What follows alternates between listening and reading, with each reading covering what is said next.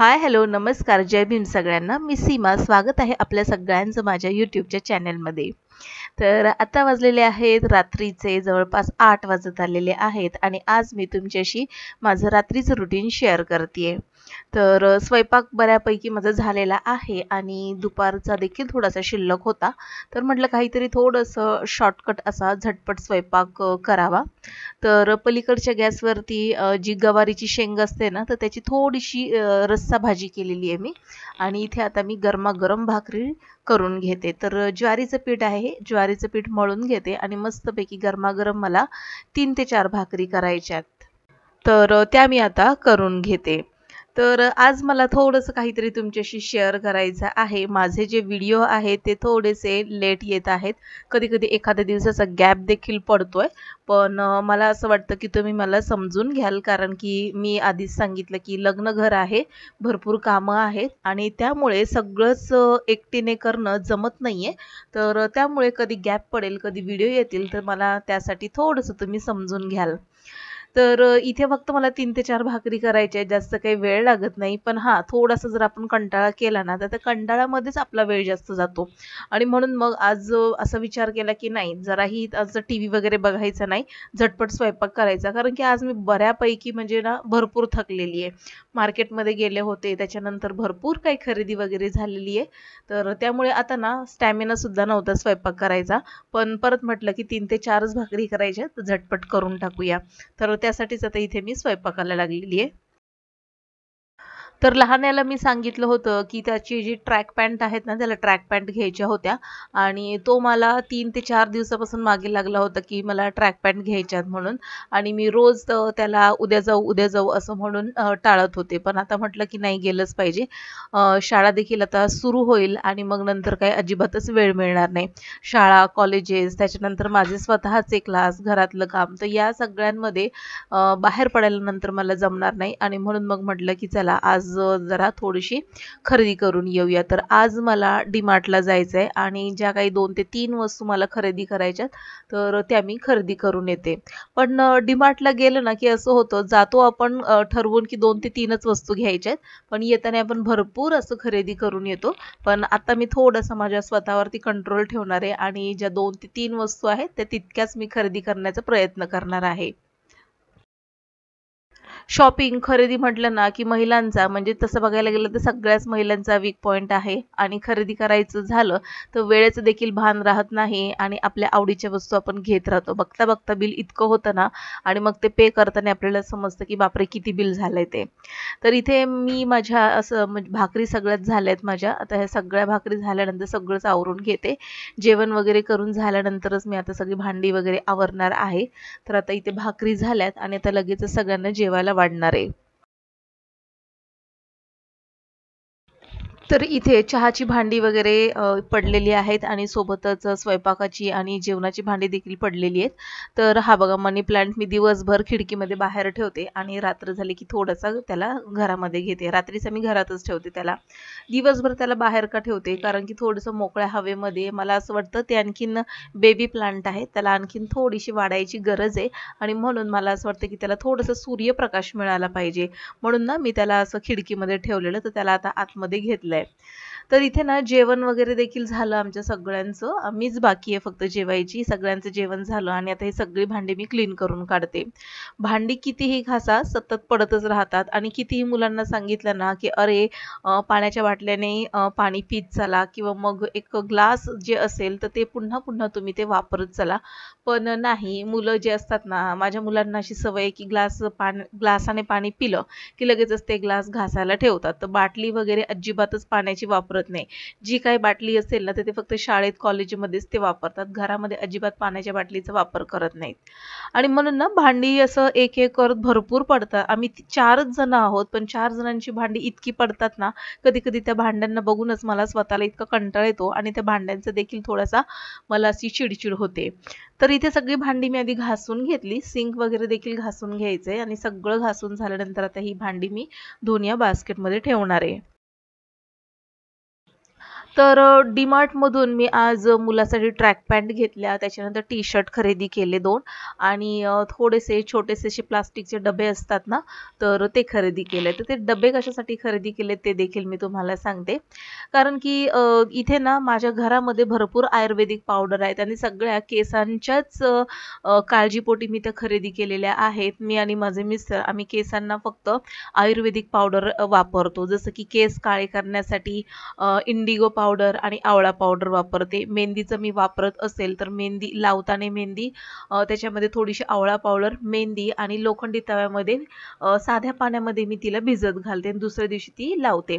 Indigo पावडरमुळे इतके छान केस असे काळेभोर होतात ना. फक्त एकदा पहिल्यांदा स्टार्टिंगला तुम्हाला मेहंदी लावायची आहे आणि मस्त केस असे ब्राउनिश झाल्यानंतर त्यावरती इंडिगो पावडरच्या 2दा तरी ॲप्लिकेशन करावं लागतं. तर तुम्ही केस बघाल ना तर इतके मस्तपैकी काळपट असे केसांना शेड येतो ना, ओरिजिनल कलर येतो आणि असं नाही की डाय लावल्यानंतर जो एकदम डार्क ब्लॅक जो कलर असतो तसा अजिबात येत नाही. एकदम तुमच्या केसांना जो ओरिजिनल कलर पाहिजे ना, अगदी तसा कलर येतो. तर चांगलं आहे की. कारण की मला असं वाटतंय हर्बल पावडर म्हणजे जे आयुर्वेदिक पावडर आहे झाडांच्या बनवलेल्या, तर ते कुठेही हानिकारक वगैरे नसतात आपल्या केसांसाठी आणि कुठलंही केमिकल लावण्यापेक्षा, जास्त केस पांढरे करून घेण्यापेक्षा ते केमिकल डाय वापरल्याने चेहऱ्यावरती वांग देखील येतो. तर असे सगळे साइड इफेक्ट्स होण्यापेक्षा हे आपण हर्बल पावडर वापरलेलं काय वाईट आहे. आणि त्याचा इफेक्ट मी स्वतःवर म्हणजे जवळपास मी तुम्हाला सांगते 7 ते 8 महिन्यापासून मी इंडिगो पावडर लावतेय. जे आपले केस सफेद वगैरे होतात ना असे समोरचे किंवा मग असे मधले मधले केस डोक्यावरचे, तर मग ते केस काळे करण्यासाठी इंडिगो पावडर बेस्ट आहे. आणि एका ताईंनी मला कमेंट केली होती की माझे काही केस झाले नाहीत.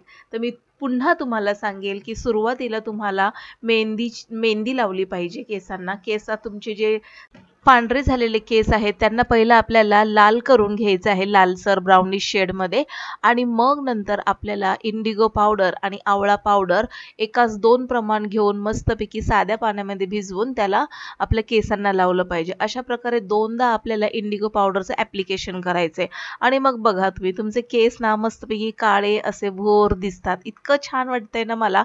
म्हणजे मला असं वाटतंय की म्हणजे केमिकलपासून माझ्या केसांची सुटका झाली आणि साइड इफेक्ट जे होणार होते ते देखील आता होणार नाहीयेत. तर आता मी ना आणखीन काही पावडर आणलेले आहेत आयुर्वेदिकच्या, ते देखील तुम्हाला आता मी पुढे दाखवणारच आहे आणि त्या आयुर्वेदिक पावडरचा इफेक्ट काय होतोय केसांना ते देखील मी तुम्हाला सांगणार आहे. तसं तर आपण ना हल्ली सगळेच जण शॅम्पू वापरतोय.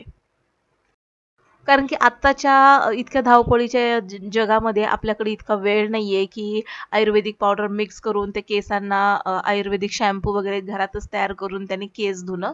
त्याच्यामुळे ना प्रत्येकजण झटपट कामं होण्याकडे प्रत्येकाचा कल आहे म्हणून शॅम्पू वगैरे आपण असं वापरतो. शिवाय मग आपण कंडिशनिंग करण्यासाठी देखील बरेचसे असे सीरम वगैरे वापरतो. मी सुद्धा वापरते. पण आता मला असं वाटायला लागलंय की खरंच आयुर्वेदिक खरंच इफेक्टिव्ह आहे आणि त्यासाठीच मी इथे ना बऱ्यापैकी आयुर्वेदिक पावडर आणलेल्या आहेत. तर त्या आयुर्वेदिक पावडरमधून काही पावडरची मी तुम्हाला माहिती सांगते.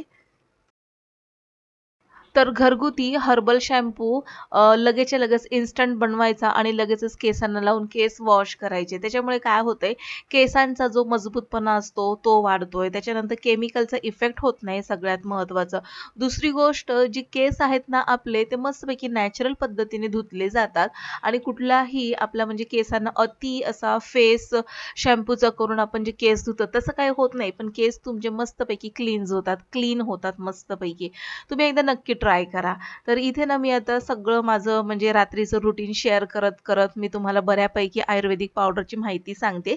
तर तुम्हाला आजचा व्हिडिओ जर आवडत असेल किंवा आवडला असेल 1% तरी देखील तुम्ही मला लाईक करा आणि हो माझ्या चॅनलवर पहिल्यांदाच आले असाल तर सबस्क्राईब करून बेल आयकॉन प्रेस करा. कारण की सबस्क्रिप्शन पूर्णपणे फ्री आहे. तर इथे माझ्या जवळच घरापासून काहीच म्हणजे 5 मिनिटाच्या अंतरावरती आयुर्वेदिकचं एक खूप मोठं असं शॉप आहे. त्याच्यानंतर तिथूनच पुढे 5 ते 7 मिनिटाच्या अंतरावर DMart आहे. तर मग आज जाता-जाता ते बऱ्यापैकी मी ती खरेदी केली होती आणि ते सगळं मी काय-काय खरेदी केलंय तर ते तुमच्याशी मी आता शेअर करते.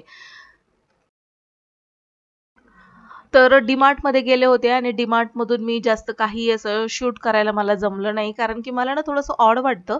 कारण की जेव्हा-जेव्हा आपण पब्लिक प्लेसमध्ये जातो आणि मोबाईलचा कॅमेरा ऑन करतो ना, तर काही लोकांना एकदम विचित्र नजरेने बघतात आणि थोडंसं असं वाटतं की म्हणजे आपण काहीतरी वेगळा प्राणी शिरलोय की काय त्यांच्यामध्ये.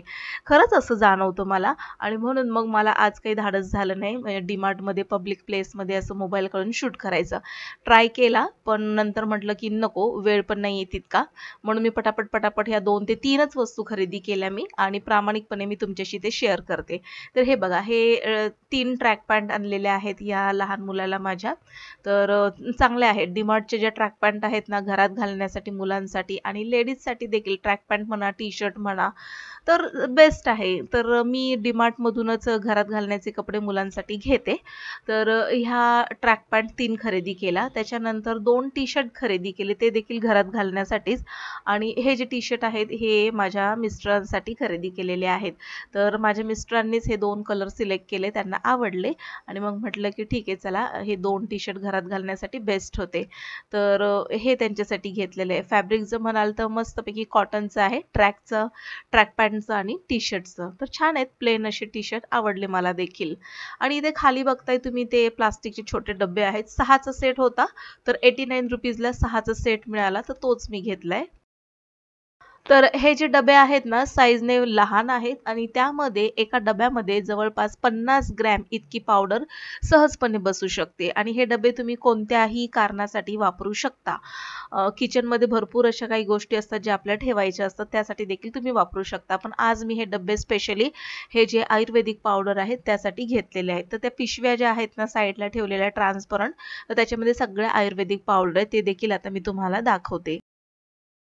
तर या आयुर्वेदिक पावडरमध्ये रिठा पावडर, शिकाकाई पावडर, भृंगराज पावडर, मेहंदी, इंडिगो, त्याच्यानंतर आवळा पावडर आहे, त्याच्यानंतर मुलतानी माती आहे, त्याच्यानंतर आणखीन 1-2 अशा वस्तू आहेत ज्या मी पावडर म्हणून घेतलेल्या आहेत. तर त्यांना मी ह्या सगळ्या डब्यांमध्ये ओतून ठेवते. कारण की ना साधारणपणे 3 ते 4 महिन्यापासून ह्या पावडर या प्लास्टिकच्या पिशवीमध्येच मी अशा कट करून या छोट्या-छोट्या बॅग ठेवल्या होत्या. पण नंतर असं वाटलं की नको, आता पाऊस सुरू झालेला आहे, वातावरण थोडंसं दमट आहे आणि ह्या पावडर लगेचच काय होतं त्याच्यामध्ये गाठी तयार होतात आणि म्हणून मग त्या पावडर भरण्यासाठी मी हे कंटेनर म्हणजे छोटे डबे खरेदी केले. तर आता घरगुती आयुर्वेदिक शॅम्पू जर आपल्याला बनवायचा असेल तर त्याचं प्रमाण सांगते. रिठा पावडर जी आहे ना ती 2 चमचे घ्यायची आणि बाकी सगळ्या पावडर 1-1 चमचा घ्यायच्या. तर त्या कोणत्या 1-1 चमचा घ्यायच्या? रिठा पावडर 2 चमचे, शिकाकाई पावडर 1 चमचा, मुलतानी पावडर 1 चमचा, भृंगराज पावडर 1 चमचा, त्याच्यानंतर जास्वंद पावडर 1 चमचा. तर हे सगळं 1-1 चमचा घ्यायचं. फक्त रिठा पावडर 2 चमचा घ्यायची आणि साध्या पाण्यामध्ये मिक्स करायचं. ते साधारणपणे सैलसरच ठेवायचं. पेस्ट जशी आपण तयार करतो ना, त्याच्यापेक्षा थोडीशी सैलसर पेस्ट तयार करायची आणि एका ब्रशच्या सहाय्याने आपल्या सगळ्या भांगांमध्ये, केसांमध्ये लावायची ती पावडर आणि मस्तपैकी मग हेअर वॉश करायचं. तुम्ही साधारणपणे 5 मिनिटं ठेवू शकता आणि मग केस बघा किती स्वच्छ होतात ते. तर ह्या सगळ्या पावडर मी अशा भरलेल्या आहेत. तर तुम्हाला शॅम्पू देखील मी करून दाखवेल, पण तो नंतर येणाऱ्या व्लॉगमध्ये तुम्हाला दाखवणार आहे. तर आजचा व्लॉग आवडल्यास नक्कीच लाईक करा. भेटू पुन्हा, तोपर्यंत बाय बाय.